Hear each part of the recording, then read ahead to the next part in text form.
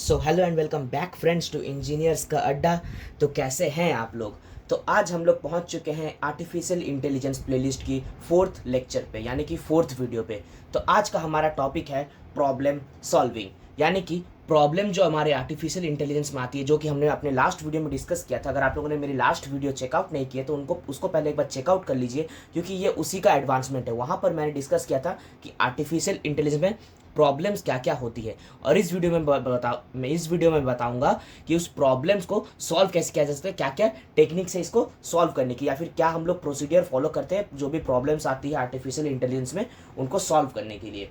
तो बिना और देर किए चलिए इस वीडियो को शुरू करते हैं। अगर आप लोग मेरे चैनल पर पहली बार आए हैं तो चैनल को सब्सक्राइब कीजिएगा, इस वीडियो को लाइक और शेयर कीजिएगा। तो चलिए वीडियो को अब शुरू करते हैं।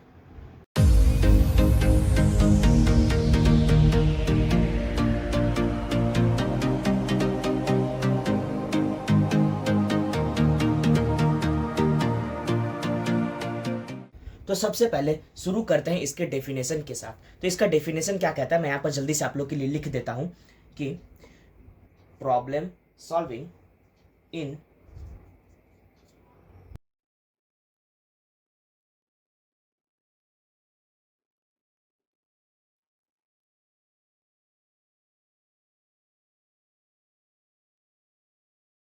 तो ये हमारा डेफिनेशन कुछ ये कहता है कि problem solving in AI refers to the ability of AI systems to find solution और make decision on the task it has been assigned.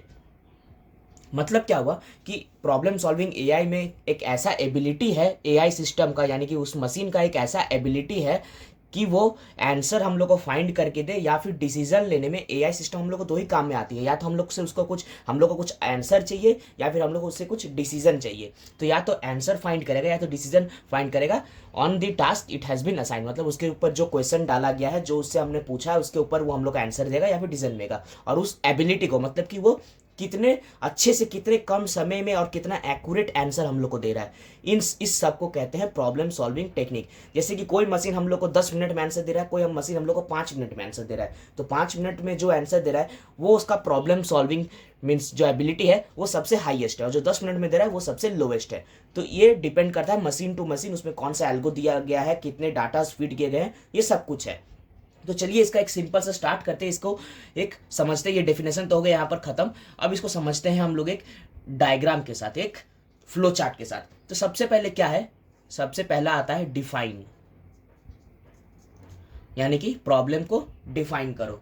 उसके बाद आता है analyse, define, analyse, identify, solution, choose solution, implement.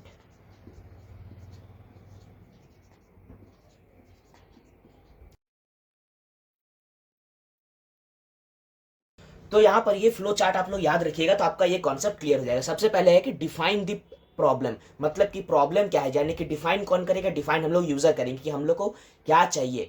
तो हम लोग means मान लीजिए ये मशीन है, इस मशीन को मैंने प्रॉब्लम दिया, तो ये हो गया पहला स्टेप जो हमारा ये है डिफाइन। मैंने जो प्रॉब्लम दिया वो डिफाइन कर दिया। अब होगा एनालाइज दी प्रॉब्लम, मतलब कि मशीन अब उस प्रॉब्लम को एनालाइज करेगा कि मैंने जो उसको प्रॉब्लम दिया है वो मैं कहना क्या चाहता हूँ, आखिर उसको ये कोशिश करेगा समझने का कि यूजर क्या चाहता है मेरे से। उसके बाद आता है आइडेंटिफाई सॉल्यूशन, मतलब कि उसने एनालाइज कर लिया, उसने सब कुछ समझ लिया कि यूजर ने मुझे क्या डाटा दिया है और उसने मुझसे कौन सा डाटा मांगा है, तो वो आइडेंटिफाई करेगा सॉल्यूशन। हो सकता है कि मेरा ये क्वेश्चन है और इसके 3 या 4 सॉल्यूशन है।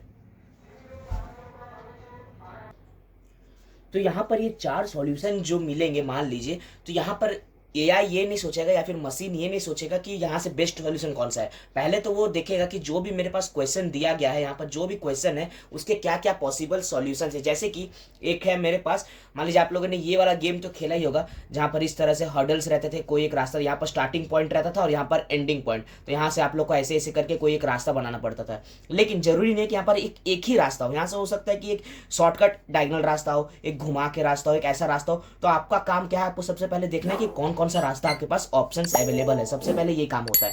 उसके बाद आप डिसाइड करते हैं कि आपके लिए बेस्ट कौन सा है।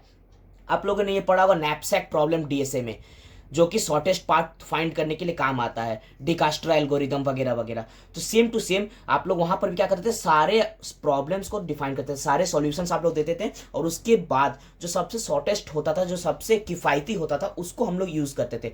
तो वहीं पर ये है कि आइडेंटिफाई द सॉल्यूशन, सारे सॉल्यूशन फाइंड कर लिए, उसके बाद देखेंगे चूज सॉल्यूशन, जो हम लोग को बेस्ट लगेगा, मीन्स एआई को जो बेस्ट लगेगा वो उसको चूज करेगा और उसको इंप्लीमेंट करेगा।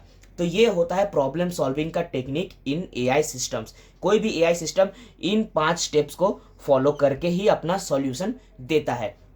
इसके बारे में और डिटेल में हम लोग अब देखते हैं आगे। तो अभी जो हम लोगों ने फ्लो चार्ट देखा, उसको थोड़ा सा और डिटेल में देखते हैं हम लोग एक पॉइंट वाइज। तो सबसे पहला पॉइंट क्या था, problem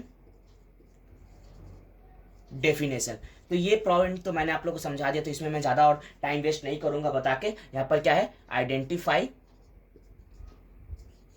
and define the problem, मतलब कि प्रॉब्लम को हम लोग यहां पर आइडेंटिफाई करेंगे एंड डिफाइन करेंगे एआई सिस्टम के अंदर, कि एआई को आखिर में आंसर चाहिए क्या है। हम लोग क्वेश्चन पूछेंगे तब ना एआई आंसर देगा, तो यहाँ पर एआई सिस्टम वही सोचेगा, वही देखेगा कि मुझे क्या पूछा गया, यूजर ने मुझसे अभी क्या पूछा है।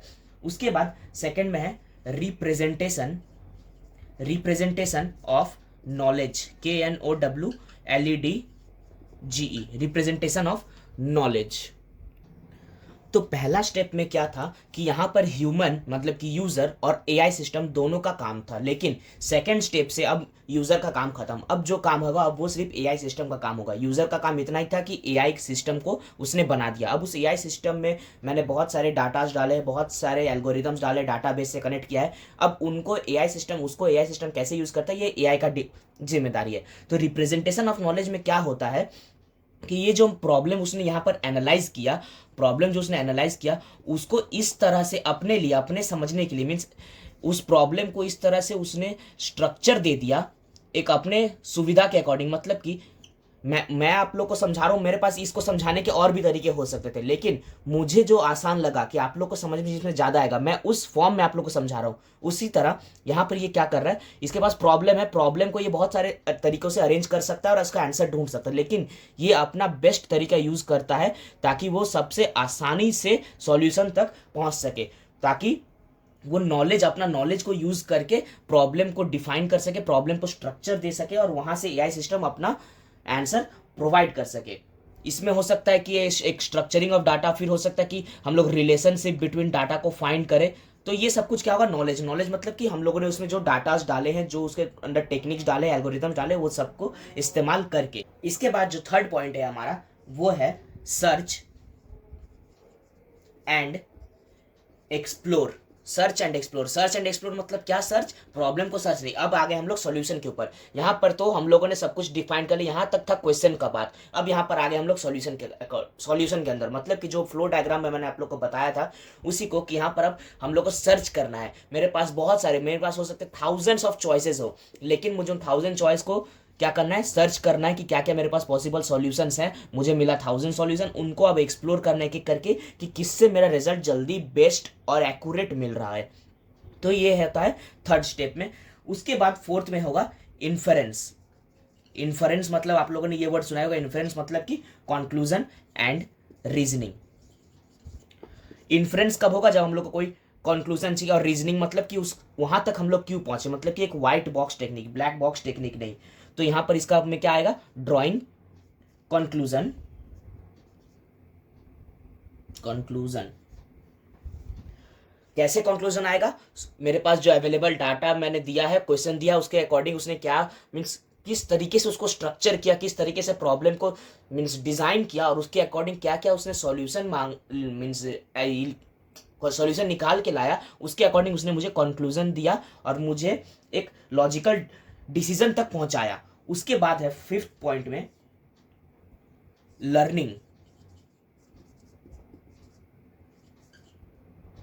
ये आ जाता है मशीन लर्निंग वाला फेज। जो मशीन लर्निंग में हम लोग बात करते हैं कि reinforcement learning, unsupervised learning, supervised learning, तो ये वाला स्टेप आ गया। मतलब कि यहाँ पर मुझे कंक्लूजन तो मिल गया, लेकिन जरूरी नहीं है कि उसने जो दिया है वो बेस्ट हो। यहाँ पर उसने जो स्ट्रक्चर फॉर्म किया क्वेश्चन का, मीन्स उसने जो अपने प्रॉब्लम को डिफाइन किया, हो सकता है कि इसका और भी बेस्ट तरीका हो, उसको नहीं लग रहा हो, लेकिन मुझे पता है, मैं ह्यूमन हूँ, मुझे मेरे पास इससे सोचने की क्षमता ज़्यादा है ऑफकोर्स, तो मुझे लगता है कि इससे और अच्छा हो सकता है। तो यहाँ पर वही काम होता है लर्निंग फेज में कि मैं इसे फिर से कहूँगा कि इस तरीके से करो, इस तरीके से सोचो, इस तरीके से, या फिर यहाँ पर 1000 सॉल्यूशंस है, तुम दूसरे वाले सॉल्यूशन की तरफ जाओ और मुझे बताओ कि आंसर क्या आ रहा है। तो ये अपनी गलतियों से सीखेगा और हर बार अपने मीन्स हर एक तरीके से ये सॉल्यूशन फाइंड करेगा और देखेगा कि बेस्ट सॉल्यूशन उसको कहाँ मिल रहा है, बेस्ट सॉल्यूशन। तो ये होता है लर्निंग फेज में। और उसके बाद लास्ट है ऑप्टिमाइजेशन। मतलब कि जो आंसर मिला है उसको ऑप्टिमाइज कर देते हैं। ऑप्टिमाइज मतलब आप लोग को पता ही है। तो यहाँ पर हम लोग क्या करते हैं, ऑप्टिमाइज कर देते हैं आंसर को, मतलब कि और एक्यूरेट और शॉर्ट। मीन्स एक आंसर है जो कि इतना बड़ा है, उसको हम लोग काट के इतना कर देते हैं ताकि मीनिंग दोनों में सेम ही होगा, लेकिन हम लोग उसको छोटा कर देते हैं, ऑप्टिमाइज कर देते हैं। तो ये होता है टोटल प्रॉब्लम सॉल्विंग के अंदर ये 6 स्टेप्स है, इनको आप लोग को लिखना है। और ये सब के बारे में आप लोग को मेरे नोट्स में मिल जाएगी, फ्री में नोट्स अवेलेबल है डिस्क्रिप्शन बॉक्स में, तो आप लोग नोट्स को एक्सेस कर लीजिएगा। यहाँ पर सब चीज़ का डेफिनेशन लिखा हुआ है ताकि आप लोग को अपने नोट्स तैयार करने में दिक्कत ना आए। तो आप लोग को फ्लो चार्ट बनाना है, इसको एक्सप्लेन करना है, आपका क्वेश्चन यहीं पर सॉल्व हो जाता है। तो ये टॉपिक दोस्तों यहीं पर खत्म होती है। मैं उम्मीद करता हूँ कि आप लोग को टॉपिक समझ में आया है, इन्फॉर्मेटिव लगी है वीडियो। थोड़ी बहुत 19-20 हो सकती है, उसको गलतियों को माफ़ कीजिएगा। तो मिलता हूँ दोस्तों अगले वीडियो पे। Till then bye bye and take care friends.